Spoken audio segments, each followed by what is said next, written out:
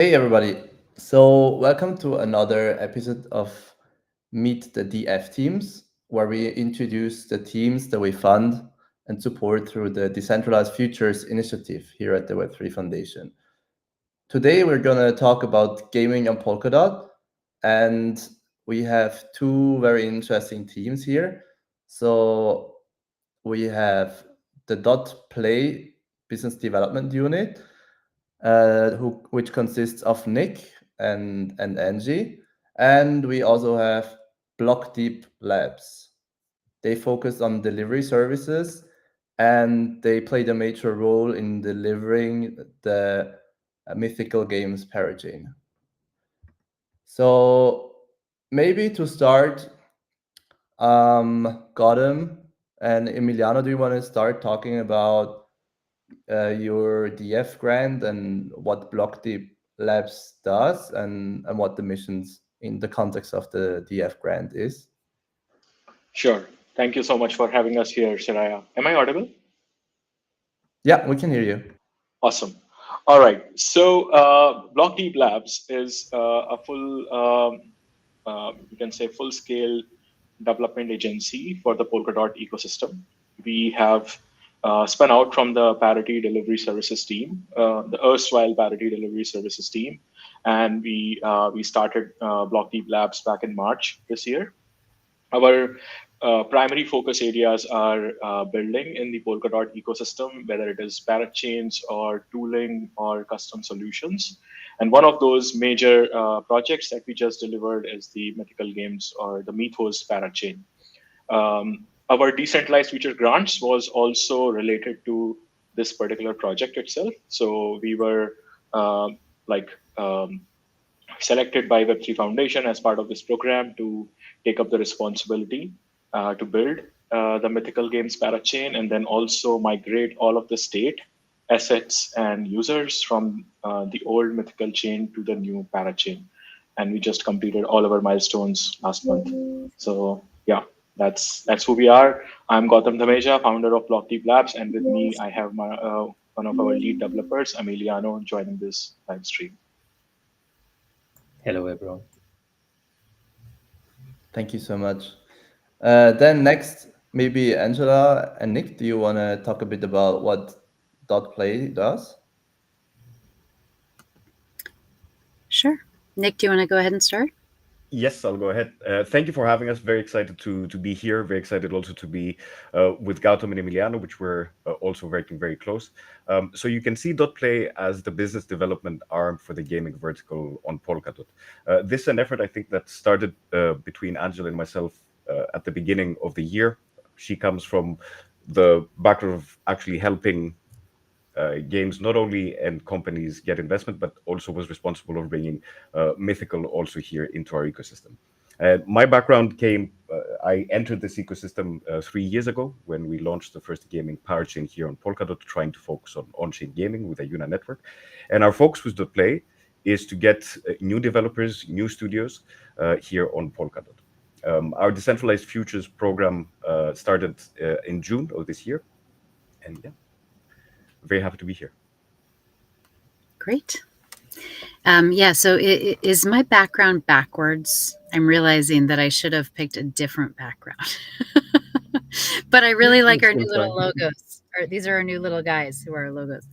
Anyway, so yeah, so I've been involved in the Polkadot community since 2019, where we advised when we advised on the launch of Polkadot, more from a regulatory perspective. But my background is in gaming and entertainment in traditional finance. So really excited because I founded Signal Growth Capital back in 2018 with the idea that Web3 or, blockchain backed games would be a massive opportunity because of provenance, authenticity, and this the power of peer-to-peer and true ownership, and not less trust, more truth. I didn't call it that back then, but anyway, yeah, really excited to be here. Thank you so much, Angie. So next, I think we can dive right into the topic of gaming. So first, I want to talk about some gaming trends that we see. I think we can see two main gaming trends currently. So the first one would be indie games, and we have seen game creation platforms like Roblox or also UEFN really taking off, mostly because I think because they allow users to create their own games. And I think you also shared a graphic with us, this one, which illustrates that it's even more popular than really the popular social media apps like TikTok, Instagram, or YouTube. Why is that? What do you think? So I would say there's a perfect storm that's been brewing for a while, which is, indie development is taking off. We used to say creators are moving to the front of the line. Creators and developers are moving to the front of the line. Traditional game development takes a lot of money, hundreds of millions of dollars, and I'm talking about AAA games, hundreds of millions of dollars in many years, and both of those numbers, in terms of time to development and cost to development, have been exploding and are continued up and to the right, I should say.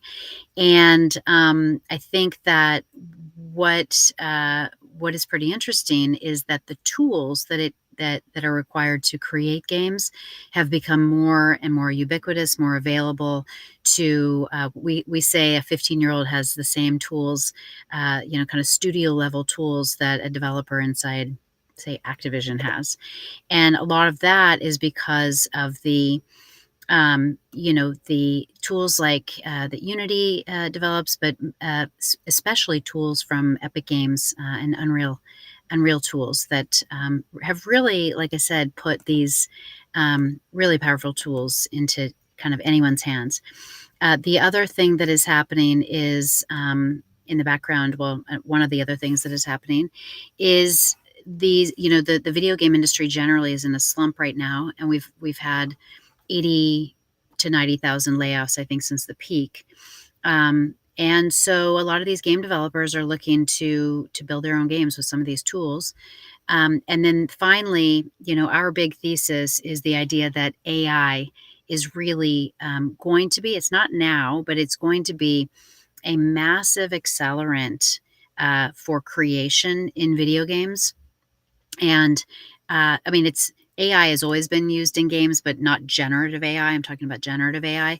I think it's inevitable because right now a lot of studios are blocking AI, but I think it's inevitable that it will be used because it takes the cost and time to development down, which is, as I said before, the biggest challenge in making video games.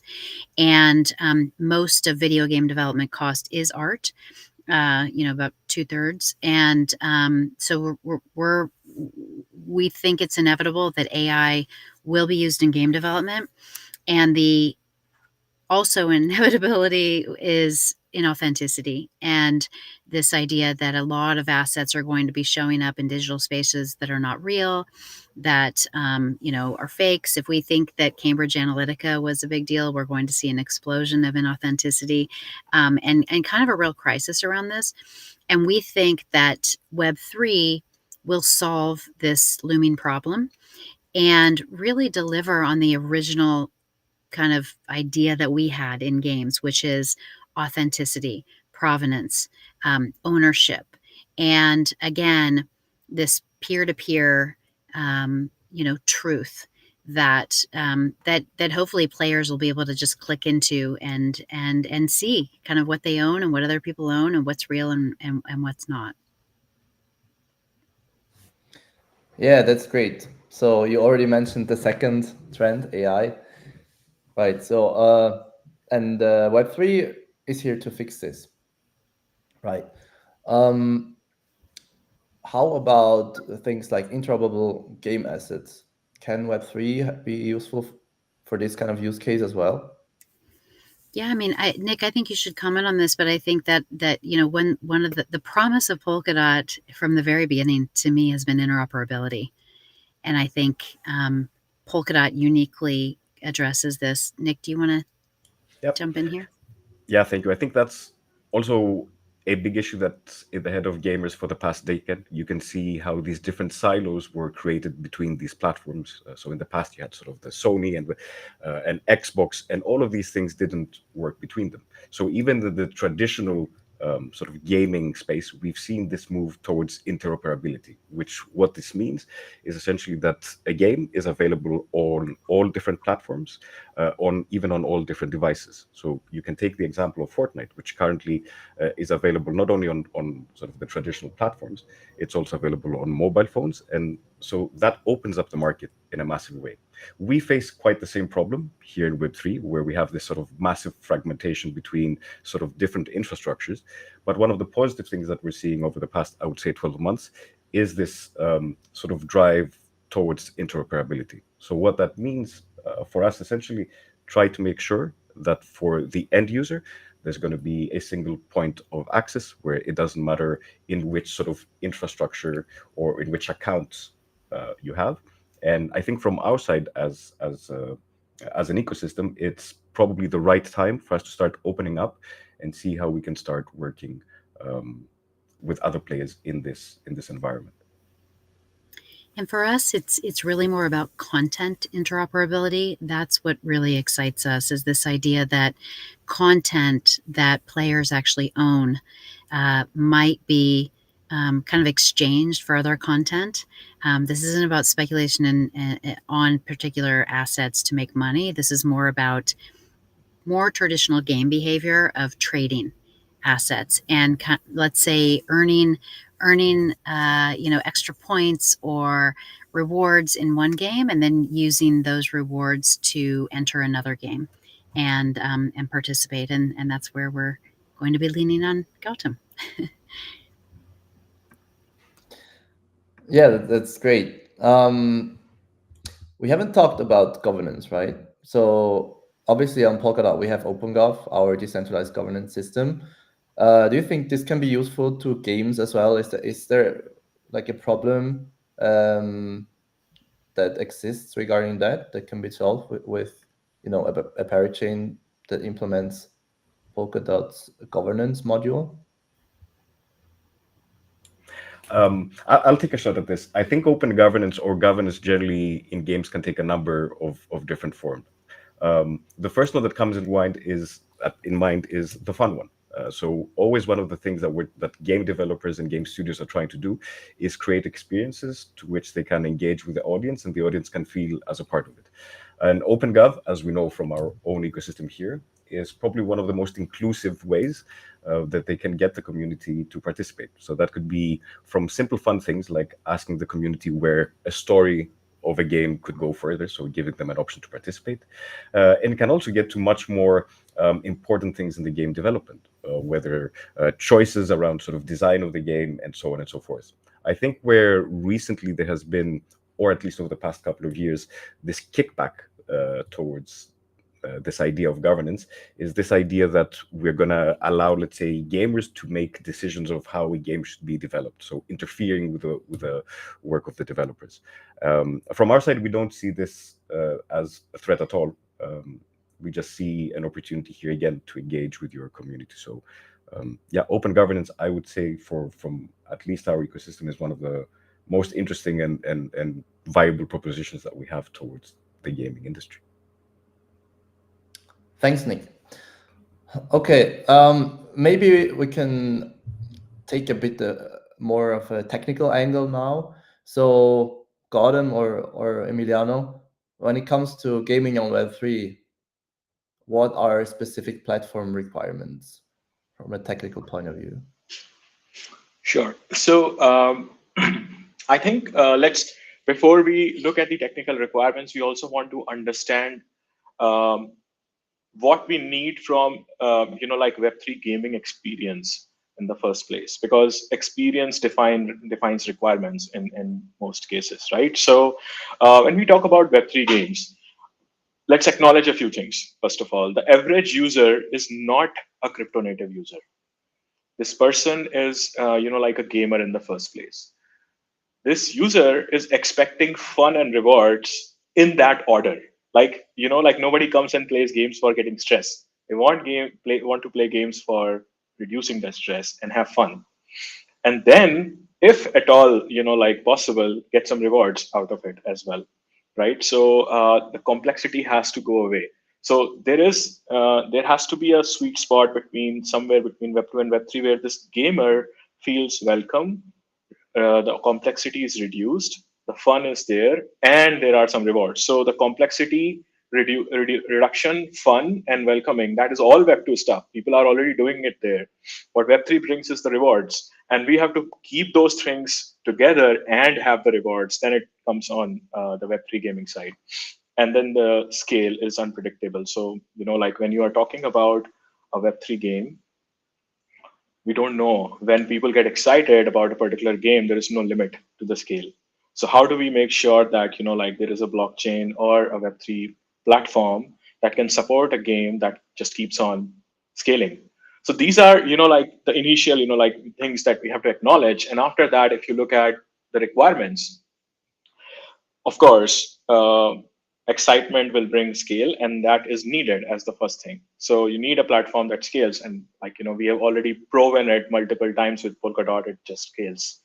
Like on one fine day, Mythical did 5 million transactions, and just like nobody even blinked. So we can scale. That's very clear. And there has to be flexibility. Like how do you want to optimize the on-chain experience when it comes to rewards, when it comes to user experience, when it comes to like distributing those rewards? That flexibility has to be there. Just one single like smart contract or the limitations of a particular smart contract cannot solve that. So you need a framework, which is again available as part of the framework of Polkadot SDK. Then the other thing is very important, and we just spoke about this. Gaming is all about community.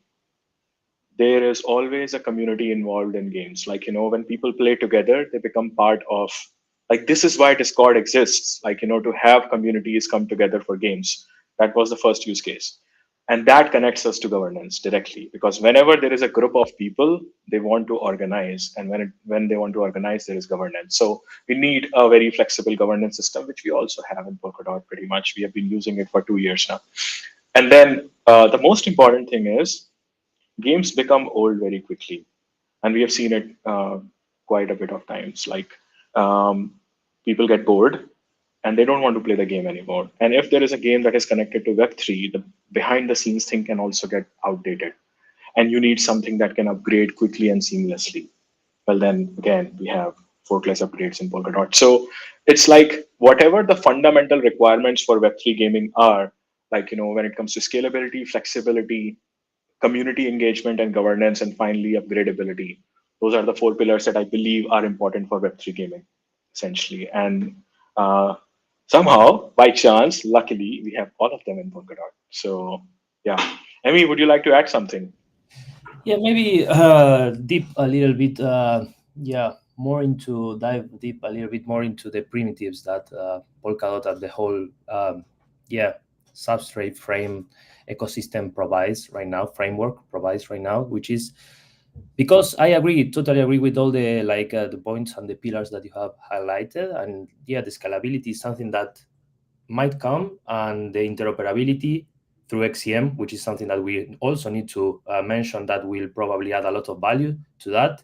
And the possibility of creating this whole, consensus system that connect each other, and each one of those might be taking chance of specializing of these different parts of this whole gaming experience itself. I would like to focus a little more also on what is actually already available there, right? Like it's the building blocks for a lot of the basic primitives that you need for supporting any Web3 gaming experience are already there and heavily tested. I'm talking about how the asset management is being done and performed on a frame-based parachain, and how do we have even the possibility of having fungibility, non-fungibility, which heavily relates to identity, assets on game, I don't know, content. You can map that out. Those concepts can be like really widely mapped through really key ideas and abstractions that the gaming needs. And also we have even some extra steps, like the possibility to do a little bit of a fractionalization out of a non-fungible asset into a fungible asset right out of the box right now. Like it's tested and it's working. So to like wrap up, the idea is that as we believe that Polkadot has all the tools, yes, and the environment to scale and to evolve into the Web3 gaming, it already provides some really nice primitives and building blocks to start from now. I would like, yeah, I think that that really makes sense and adds a lot of value to Polkadot itself. Yeah, yeah, very well said. So, what do you think? How does Agile Core Time help with this? Is it economical to build on Polkadot for gaming studios? Emi? Yeah, I can chime in there. The cost and the complexity out of Polkadot is something that we are all maybe aware. And this agile core time, of course, it does impact a lot on the speed and the transaction throughput and basically all these really nice, like outcomes on the performance side of things, but also makes significant, like, accessibility to this shared security. This graph is amazing. It's like the amount of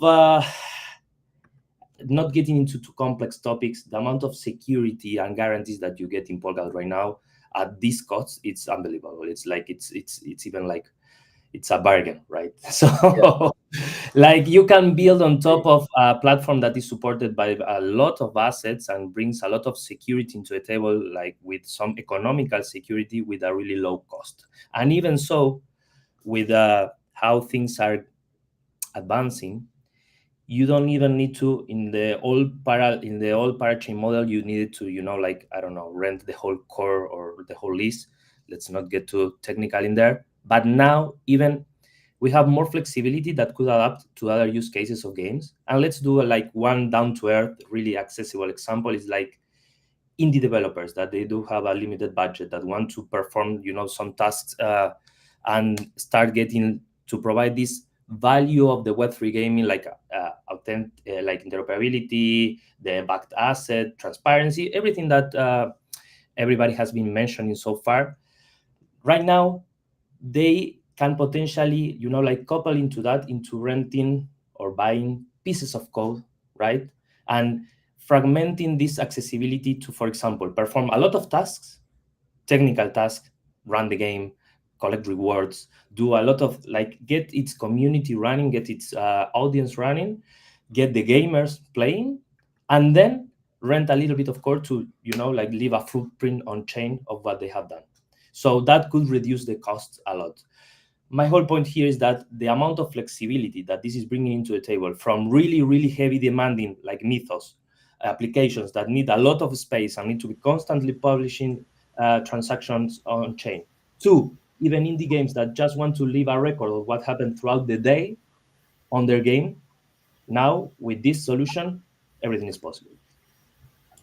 If I maybe can add something to that, and I'm sure Gautam can also share his experience here, I would actually argue that currently Agile Core Time is a much more interesting value proposition towards game studios and indie game developers than sort of the old parachain model. Our own experience in launching a parachain was that it ended up being a much more resource heavy and expensive sort of endeavor to undertake. So, and you can see even from Mythical, the fact to even set up their own parachain, it's something that took a lot of time, a lot of different people to get this, and a lot of resources. So getting that initial cost of setup down to a level where Agile Core Time is offering, I think is going to make a huge difference in onboarding new game studios and developers here. Yeah, I think so too. I mean, with Agile Core Times, the barriers of entry for all kind of projects, but also for indie game studios, are significantly lower. And even if you want a fully secure chain, apparently it's only like $240 per month. It's pretty much nothing for billions of dollars of security that you get. So pretty good deal. Then yeah, you guys already started talking about it, right? We have the Mythical parachain that recently migrated to Polkadot. So according to this article here on blockchaingamer.biz, Mythical Games is the top Web3 game studio, right? Or blockchain game company of 2024. So I don't know by what metrics, but yeah, I think we can all agree it's one of the most popular projects in Web3 gaming, and they recently migrated to Polkadot, and they used to be on Ethereum, right? So I know that both of you, both teams have played a major role. So maybe, Angie, can you start with what you guys have contributed, and then maybe let's move to BlockDeep, and see what they have contributed. Sure. Yeah. So we met John Linden, the CEO, at a demo day back in 2018, and ended up coming into the seed round and getting pretty involved in. We've kind of participated all along the way. What we saw in Mythical that we didn't see in the other blockchain gaming companies that we were evaluating was the fact that the team had run very big games. Gaming is very difficult. It's a very complicated ecosystem. There are always multiple parties involved in every deal, in every game, especially when there are brands involved or intellectual property involved. Big leagues like the NFL can be very tricky, in terms of integrating those into games. And John had run Call of Duty. He had several exits. He ran Seismic Games, which was sold to Niantic prior to starting Mythical. And what his vision really aligned with mine, which is, at the time I was saying I want to take my Gucci bag with me from the holiday party to the Mario party. And this is kind of the, the idea at the time was, let's tap into real gamer behavior and back these assets with blockchain technology, so that we can see real ownership, authenticity, etc., provenance, and kind of not repeat what we already saw with Web 2 and social media. Because even at the time, it felt like social media was evolving to games. And the first chart that you showed, Soraya, really proves that. And I see it. I have a daughter who just turned 13, and she spends a lot of time in Roblox. And she told me Instagram is for old people the other day. She and her friends don't really spend time, other than TikTok, they don't really spend time in any other social media app. And when they are in Roblox, we call it the new mall, because they're just hanging out there, and they're spending a lot of time chit-chatting with their friends, hanging out, creating cool content. And it's so this kind of, our mantra is merge onto the highway of behavior that is already happening, and that's what we saw in Mythical. So yeah, they have a lot of great content. I think they have. I want to turn it over to Gautam, who's going to talk a lot about the technical migration, which was phenomenal, led by the BlockDeep team. And but I will say that from a content perspective and games perspective, it's been so exciting to see the NFL Rivals season so far this season. I am from Kansas City, so full disclosure, I'm biased, but Mythical's NFL Rivals will be the official game for the Kansas City Chiefs. The brand will be all over the Chiefs Stadium, and playtime and revenues are up 50% over last season. So the Kansas City Chiefs, for anyone who doesn't know, have won 3 of the last 5 Super Bowls, so that helps. And then stay tuned, because there are other leagues that are going to be launching some games with Mythical. Yeah, I heard about that as well. Got him. Maybe Yeah, you want to jump in? sure. So basically, BlockDeep's contribution to the Mythical Games project, essentially, I'll add some historical context to it. So we were all part of Parity until February this year, and this project started at Parity. So with full support from the Parity leadership and Web3 Foundation leadership, when we spun out, we were given the responsibility to bring this project to completion, essentially. And we started from 1st of March with BlockDeep Labs, and the first project that we were working on was the Mythical Games parachain.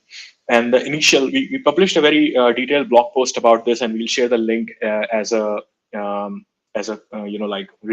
tweet reply on this, basically. But to give you some high level content from that, essentially, is the biggest challenge was in front of us was not the development. Essentially, the development was we took the smart contracts from the old chain, which was not on Ethereum mainnet. It was a private Besu chain running as a private network.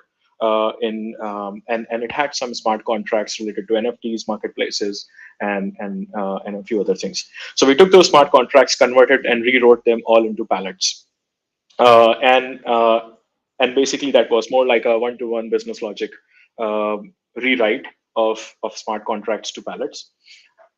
But the bigger challenge was migrating almost 3 million NFTs from the first marketplace and then additional 5 million from the second marketplace. So there are two marketplaces on the Mythos chain. One is called the Mythical Marketplace, which is the new and like the modern version of it, and the other one is called the D Market marketplace, which has been the historical version of it.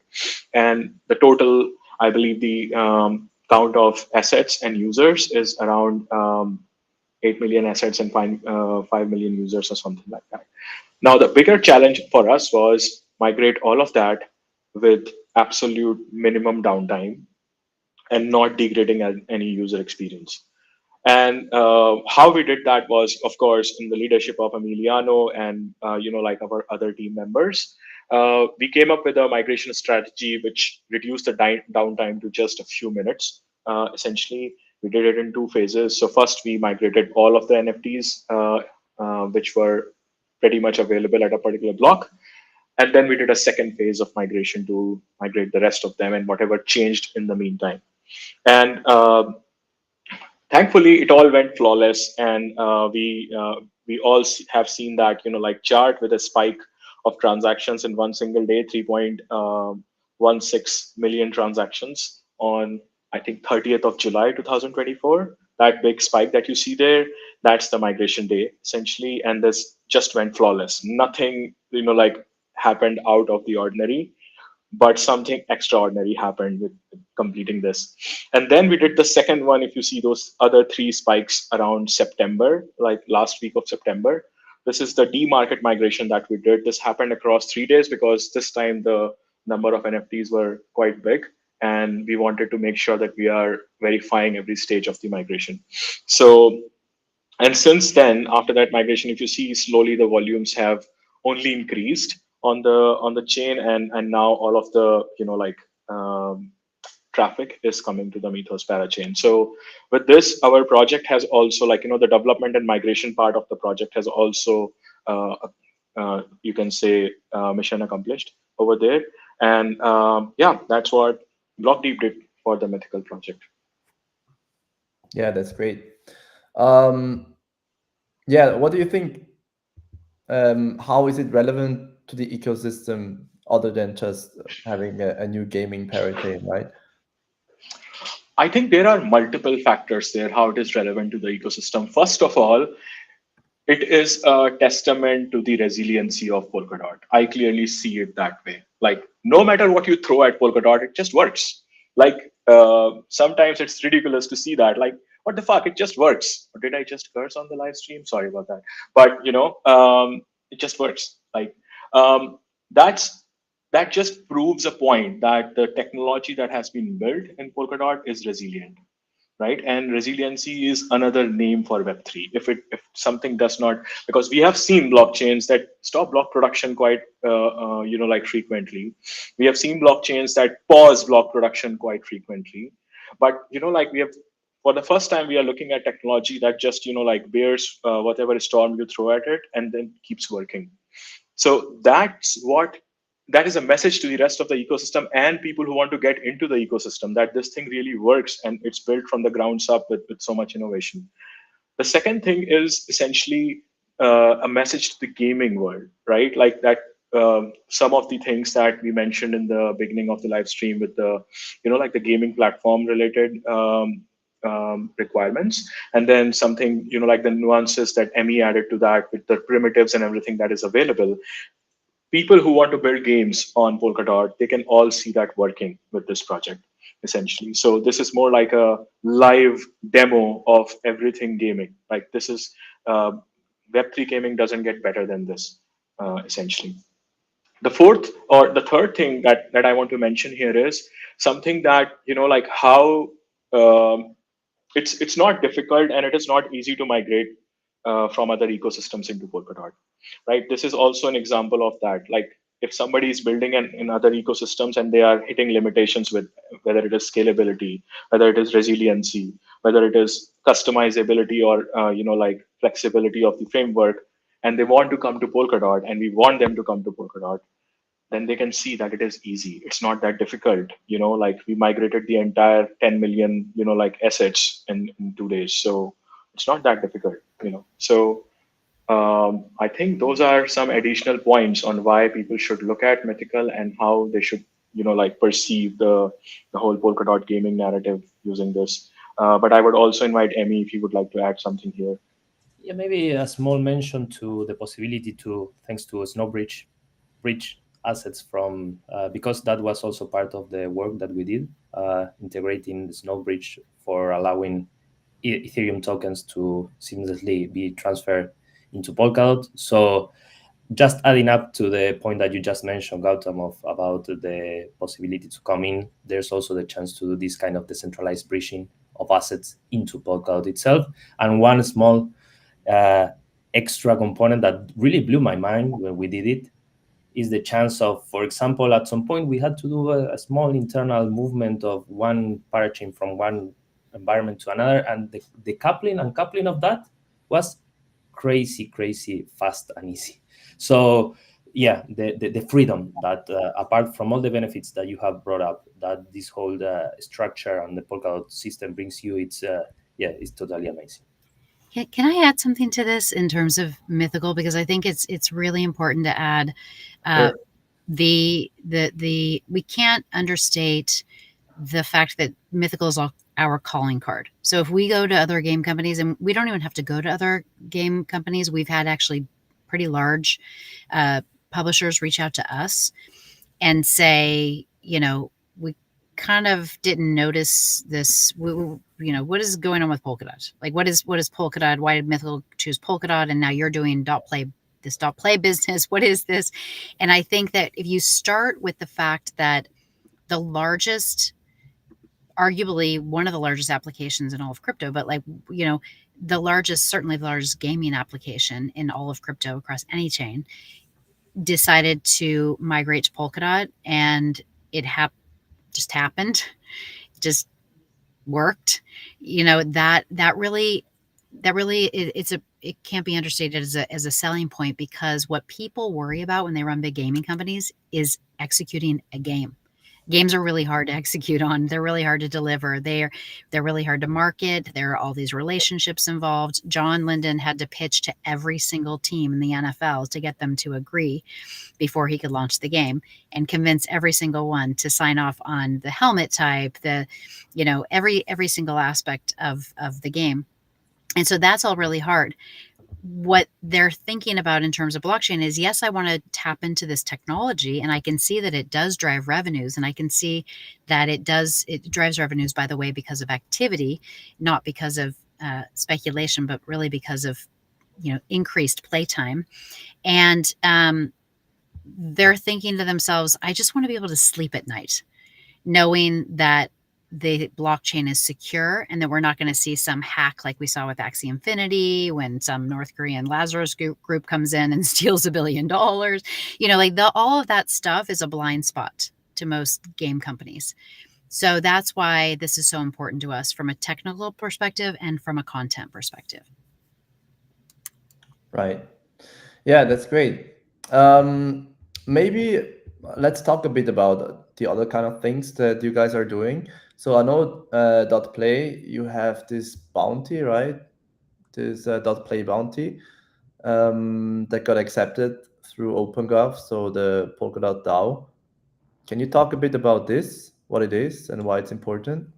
Yes, I mean, I think this was, as we were mentioning before, the beauty of open governance. So this is something that we're really excited. We always wanted to involve the community, or work with the community on the gaming vertical. So the whole idea here is that we asked the Treasury to allow us to create this bounty, which we're trying to accelerate the adoption of gaming on Polkadot. So there's two main buckets of what we're trying to accomplish here.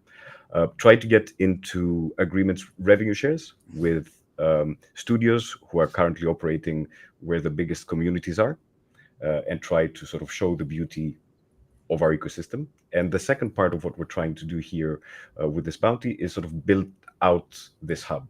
So this hub initially consists of people, whether that's sort of Angela and myself and other agents in Polkadot who are trying to onboard new companies. And then the second part of it has to do with the tooling necessary for even indie developers to be able to sort of autonomously be able to launch their own project on Polkadot. So one of the first things that we, in terms of tooling that is available right now, there's the Unity SDK, which is a verified solution which we have partnered up with Unity in order to be able to provide, that gives the ability for any game developer to very quickly be in the environment that he's used to, and it gives the opportunity for any parachain in this ecosystem to be able to essentially spin up this SDK in their own environment.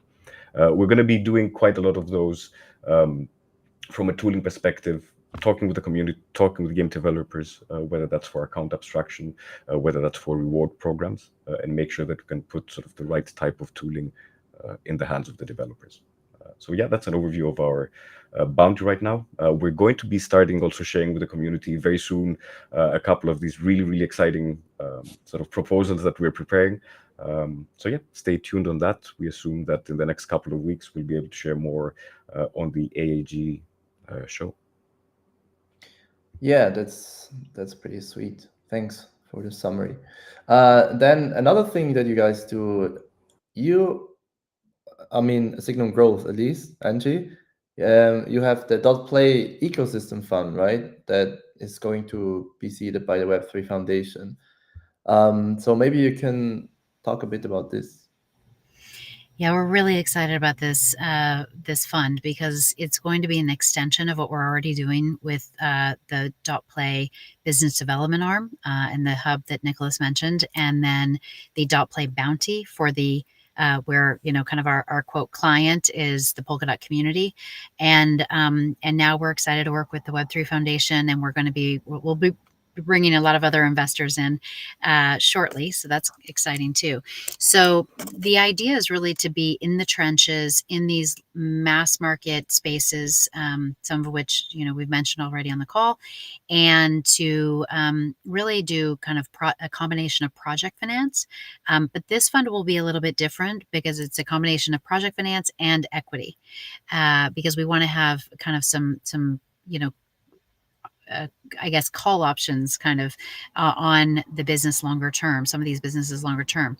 So it's almost like a funnel. So the top of funnel is the hub, the .play business development work we do. And then we are going to be sifting through a lot of opportunities, and potentially they wouldn't be a fit for us in .play bounty or in the fund, but they're a fit for another parachain. We can figure out how to onboard them onto Polkadot in some way. So the idea with the fund is really that we're kind of looking at the lowest hanging fruit in terms of the really exciting opportunities that kind of we can't not participate in for the long term. We want to roll up our sleeves. We want to get in the trenches. We want to work day to day with these companies that are building games and believe in the ethos of blockchain and the way we do to empower players. So empowering players is important to us. And empowering creators, so game developers, are really, struggling with this idea of how to own their audience, how to build their communities. Gautam talked about the power of community and the importance of community in gaming. That is very similar to the importance and power of community in Web3. And so while there are many differences between gaming and crypto, that is one similarity, is the importance of authenticity, the importance of community. And so we're really going to be investing in the fund. We're going to be investing in the biggest upside opportunities in that space. Okay, got it. And so basically you have these three main components, right? You have the BD unit that gets all the leads, and then you feed them into the ecosystem fund or also into the bounty. Correct.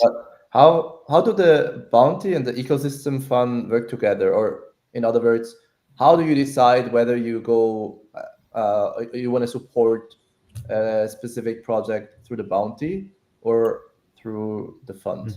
I mean, maybe one distinction here is that the dot play bounty is not a fund, right? It's essentially, as I said, a business development budget where there's different ways that we can onboard games. And let's not also forget that for each studio, each game developer, you can also completely, if you want, even ignore us and go directly to the treasury and request anything you want from them in Of that course. sense. So that's, I think, the difference between the bounty and the fund. The fund, we're going to be going through all the processes that you have to go in order to sort of verify whether this is an investment level sort of project.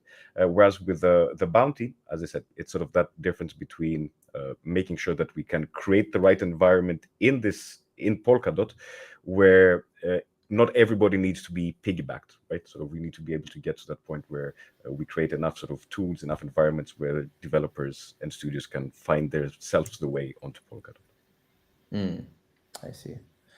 Okay, yeah, that's great. Maybe let's also go back to BlockDeep and talk about other services that you can offer. So I saw on your Twitter you recently launched a new webpage, right? So that's great, of course. And when we scroll through the webpage, what we can see is you have different things that you focus on. I mean, now, especially that you already delivered the mythical parachain, I guess you have some other things on your plate already. So one thing I noticed was the ecosystem services proposal. Or where is it? Is it here somewhere? Or this one? Yeah, this one. Right. Maybe Gautam or Emiliano, if you Yeah, want to talk a bit about this, I'll give you a cap in the meanwhile. sure. So essentially, we like from BlockDeep point of view, what we want to do in the first place is like help onboard as many teams in the Polkadot ecosystem. And as part of that, we have been involved in a few initiatives from our side. So one of them is this ecosystem services proposal. So we created a proposal for the Polkadot Treasury back in April, and we got it, we got it approved, and we have received funding to provide services to the ecosystem, which includes primarily four things. One is we are providing code reviews to the ecosystem team. So like anybody who is building a parachain in the ecosystem, we will review their code funded by this proposal. And this is not a security audit. We are not a security auditing firm. This is more like a code review for best practices, structure, getting the maximum performance and efficiency out of your substrate code, and a bunch of those things. So whatever we have learned over the years at Parity and now at BlockDeep, we are going to share those learnings as part of these reviews. And on the good side, our target was to service 25 teams as part of this proposal, and we have already done we are already completing 20 reviews very soon. So only 5 slots are remaining. Whoever wants to get their code reviewed, please hurry. And you will find all the details on our Twitter. We have just posted it today, where you can fill a form, get it um, uh, scheduled for your team quickly. The second thing as part of this proposal is we are reviewing all the releases of Polkadot SDK and providing detailed analysis reports on what these releases bring from a builder's perspective. Like if somebody is building a parachain using Polkadot SDK, how is the release relevant for them? What are the more important things? What could be the breaking changes and what could be ignored, essentially. So for every major or minor release, we have been posting release analysis. Like this one on the screen right now is the latest one from the just published 2409 release of Polkadot SDK. The third thing that we are doing as part of this is organizing a partners program. So just like BlockDeep Labs, there are other companies who provide development services for Polkadot teams. And one, we are trying to get them together and combine the collaterals into a single place, so it is easier for people to search them and get in touch with them. And secondly, if they require any help with respect to some of the cutting edge features of Polkadot, like we recently announced, we will provide support and training for async backing and agile core time related things. So if someone wants to learn those things and get in, get some training, they can get in touch with us. And finally, the fourth thing as part of this is we wanted to provide, bite-sized, short-sized technical support to teams as part of this proposal. Essentially, like if somebody is having an issue with their parachain, if somebody wants to, if there is a blocker in your, in your parachain development journey, any blocker for that matter, technically, then you can reach out to us and we will help our best to help you solve that blocker. Whether it is, upgrading to async backing, or whether it is solving a bug in your code base, whether it is, helping you produce blocks if your chain is bricked. If something can be done, we will provide you that help. So all of that is free as part of this, proposal. Of course, there are some soft limits on these things, like the support is for 5 hours. There are maximum 25 teams we can do reviews for. We will do the release analysis until the end of this support, like the proposal period, which is end of November. And essentially, we are also, like, all of these services are scoped till the end of November, basically. Then this is one part of it. Then the other thing is we are also working with a few other teams in the same sense that we built the mythical parachain. We are working with other teams to build their parachains as well. And we are basically dependent on the announcements on their side to and then we will be able to openly share that. There is another stuff that we are currently working on is tooling. So if there is something that we built very recently, the XCM tracer. So when we see a problem in Polkadot, we try to see what we can do about it, how can we solve it. So this XCM tracer tool, what it does is, today, if you send an XCM message, you have to open however many windows on your screen, equal to the number of parachains where your XCM is going to. Like if you're sending an XCM message from Asset Hub and it's a reserve weight transfer from, two other parachains, you have to open 3 windows. And then you have to scroll through all of those 3 windows and see, oh, this is where, the block number where it started. Now let's look for, the same message ID in the next one. Let's look for it's hard to track an XCM right now. What we did was, essentially, we saw that as a problem. We thought, okay, what if there is a single interface? You just enter the extrinsic ID where your message originated, and you enter the source chain. And there is an optional block number. And you do that, and you get all of this right now that you see on the screen. What was the source related information? What was the destination related information? And everything in detail. This way, you can track your XCM message across chains on a single screen. So this was a problem that we solved, and then we got really good feedback from the community. So with that, we are also trying to work on a few other tooling projects. We don't want to share on that too much because we are in very initial, design and architecture phases on whether that is a problem or not, and how to solve it. So we will announce more of those things in the future. But these are some of the things we are currently working on. But anyone who wants to build in Polkadot and they don't know where to get started, well, we are here to help you. Please reach out. Great. Yeah, that gives us a pretty good overview of how you guys work with teams in the ecosystem across a lot of different topics. Maybe I didn't ask that question in particular, but I want to ask that question to .play.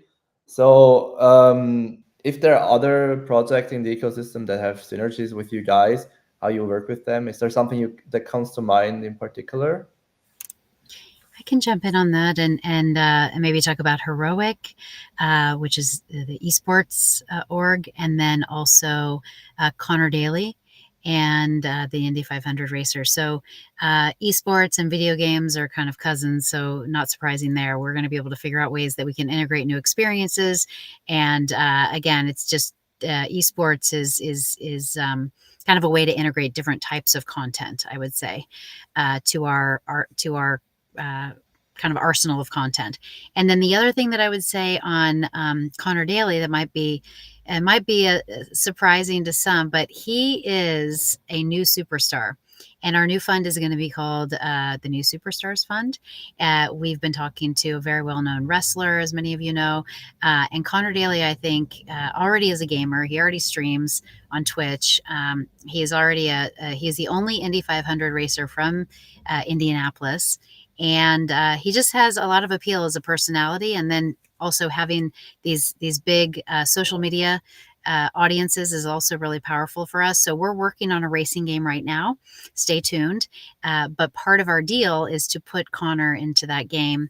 And so we're really, we are huge supporters of Connor in the Polkadot community because he not only wears the logo, but he is truly explaining the tech to people in Indianapolis, anybody who will listen to him. He's attending the AAG. He's doing a lot more than just a basic sponsorship deal. So I just wanted to give him a shout out and a thank you for that. Yeah, that's exactly the kind of brand ambassador that you can only wish for, right? Yeah, perfect. So I think we are already out of time, but we barely made it through with all the stuff that I wanted to discuss. So thanks a lot for everybody that joined and watched us talking. And also, of course, special thanks to all of you.